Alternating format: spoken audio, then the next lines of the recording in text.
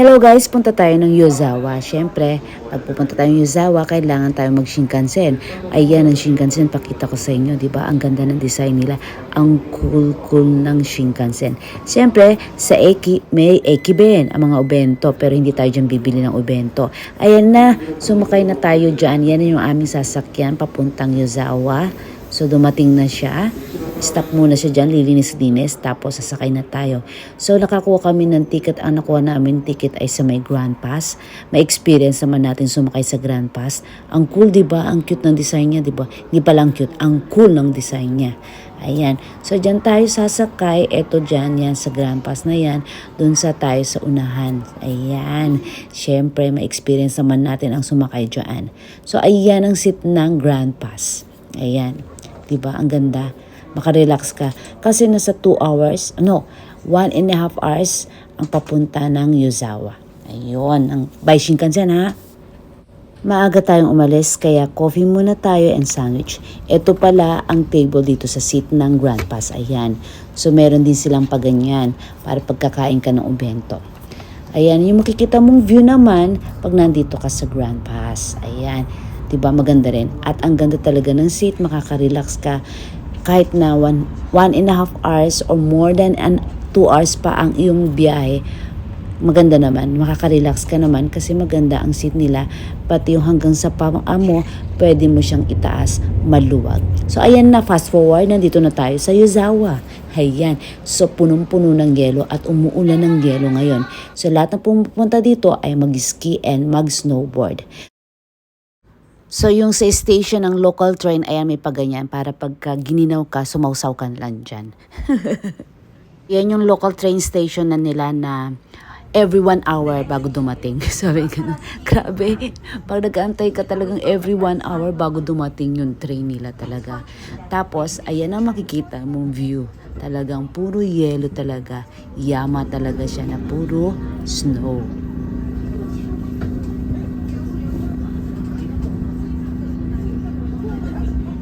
So, andito na tayo. Pasukin na natin siya. Pero bago yan, maghanap muna tayo ng locker kasi ang dami nating bitbit yung ating mga wear. Pero ang problema, pag medyo na-late ka lang dito ng dating, ganyan, grabe, wala ka talaga makukuhang locker. So, bibit-bitin mo muna siya.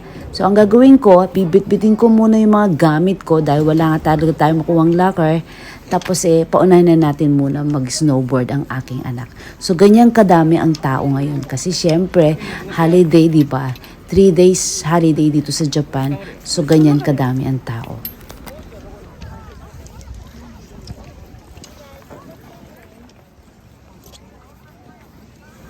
Hindi ko alam kung matutuwa ako dahil makulimlim kasi pag kami araw, mas matindi yung burn na mangyayari sa face natin, ganun. Pero sa sobrang kulimlim niya, baka naman mas lumakas ang ulan ng snow. Yun naman ang problema natin. Pero kahit pa rin, anong mangyari, nandito na tayo, tuloy ang enjoy ng life.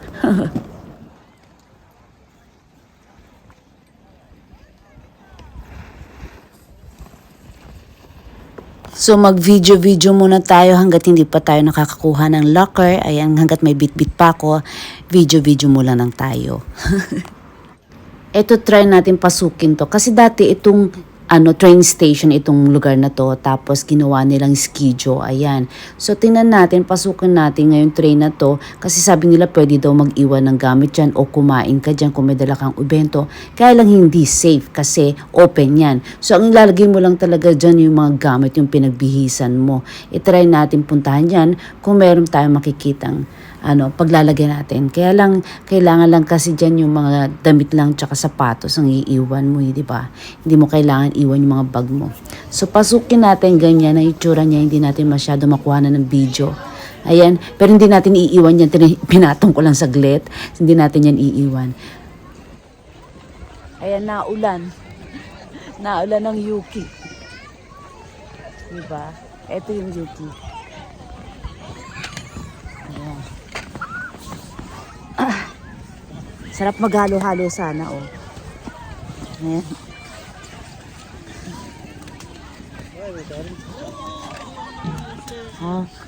Sarap maghalo-halo. Pino. Lamig. Taga-bit-bit lang ako ngayon. Kasi maraming tao.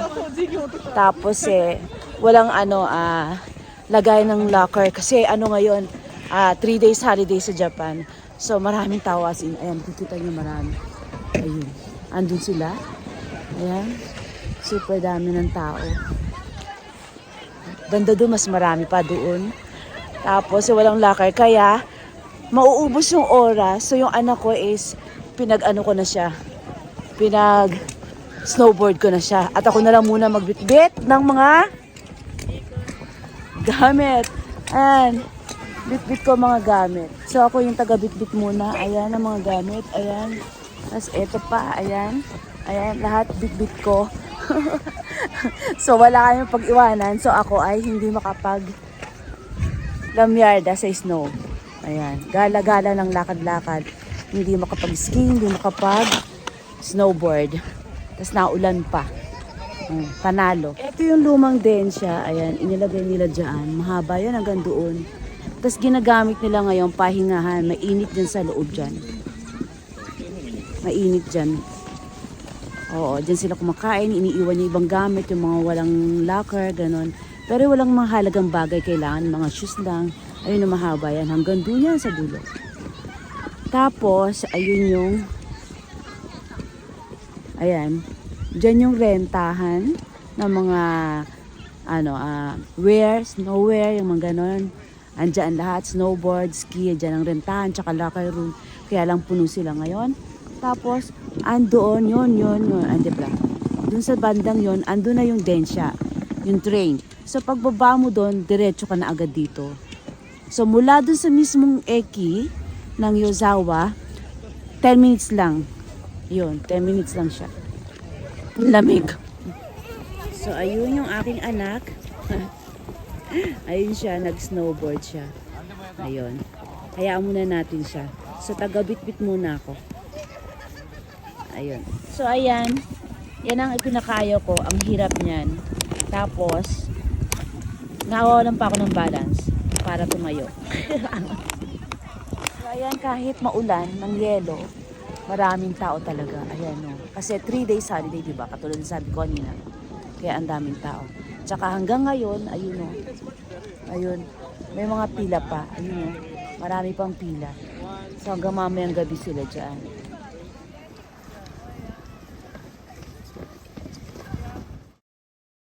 Sige nak, enjoy life lang hanggat kaya pa, hanggat bata, ayan, hanggat kaya kitang samahan. Tapos eto guys yung dressing room, yan for the girls. Sobra grabe, ang daming, ayan yung mga gamit, walang locker talaga. Kaya sa taas nila inilalagay. So yan, pag nawala, bahala sila. Sabi ka na.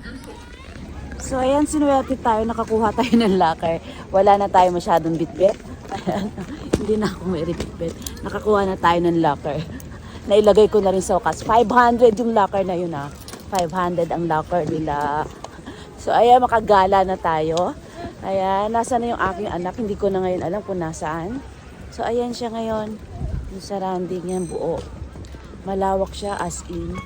Napakalawak niya. Ayun yung lift. Ayun. Kita nyo. Ayun siya. Yung lift. Ayan. Tapos, so, cloudy ngayon. Hindi natin makita masyado lahat. Cloudy. At saka umuulan ng yelo. Ayan. So, mag-isa lang ako naglalakad ngayon. So, ayan. Mahaba ang pila. Papunta sa lift. Marami ngayon. Tapos, ayun, meron din silang ski school. 2 hours yan.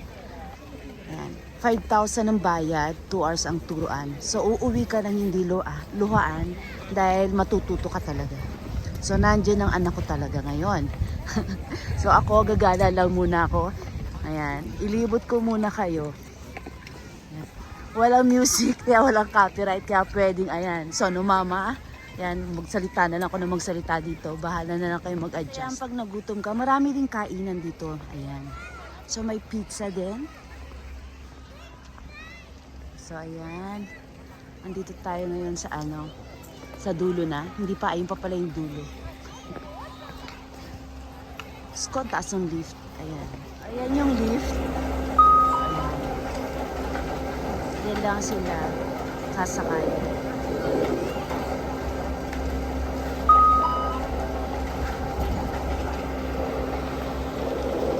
Ang taas ano, ayun oh. Tapos ayun yung hotel. Ayan. Malawak to, malaki to hanggang doon. Palibot siya, Yozawa. Ayan yung mga bata naglalaro. Dito na lang kaya ako sa mga bata. Dito na lang ako sa mga bata. Maglaro. Course na mga beginner. Ayan. Mga gusto mag-aral.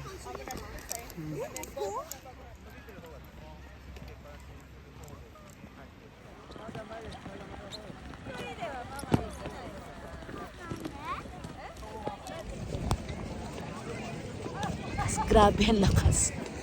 Uwian na. So ayan, makita nyo naman malakas na ang ulan. So kain muna tayo, magpainit muna tayo. Meron din kasing kainan dyan, ayan. So dyan pwede kang kumain. Marami din silang, kumbaga self-service din dito. Ayun. Walang mag-o-order ka, bibili ka sa parang vending machine din. Tapos ayan ang kanilang menu. Marami rin pagkain dyan. Marami din masasarap yung food nila. So hindi na natin nakuhanan ng video. Yan lang nakuhanan ko ang menu nila. So dyan, pag kumakain ka dyan, ang makikita mong view ay eto. Ayan. Dahil sa maulan, iyan ang pinakamagandang view makikita mo. Ayan. So, ayan yung marami silang pwedeng rentahan ng wear mo, ski wear. Ayan. So, marami. Okay, fast forward na natin. Ito, sa pag-uwi naman natin, tandaan ninyo, pag nandun kayo sa Nakazato, papapunta kayo Yozawa Eki, kailangan nyo yung mas maaga pa kasi every 1 hour lang yung local train nilang dumarating. Meron namang bus, every 30 minutes naman yung bus. So, bumili tayo ng mga umiyage or present or pasalubong. Ayan, dito tayo sa Yozawa Eki. Siyempre, marami rin tao at maraming gustong bumili ng kanilang mga umiyage. Ito yung famous nilang bilihan ng sake o yung mga alak, wine, lahat nandito. Tapos, nandito rin yung bilihan nila ng mga umiyage. So, ito yung marami. Pasukin muna natin itong sa may Osake. So, ito, ang daming klase ng mga alak meron dito. So, magsasawa ka dito na di mo rin alam kung anong bibili mong alak dahil sa dami ng klase. At marami din ditong bilihan ng pulutan. At siyempre, mga kainan nandito na rin lahat sa may Yozawa Eki. Tapos pinasok namin tong shop na to, Nihon Rashi. Kumbaga, andito yung mga design na Japanese. Talaga yung mga pang pasalubong, mga gusto mong Japanese talaga, pang galing Japan talaga, andito sa shop na to. At ang na-amaze kami, ayun, yung decoration nilang yun. Grabe, ang ganda talaga. Watch nyo guys.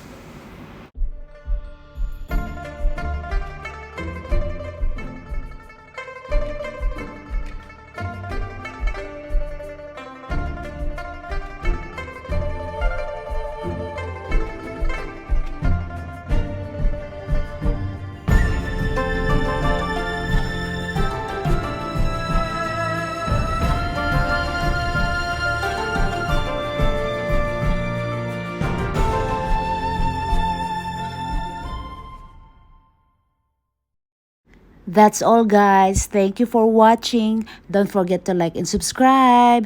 Love, love.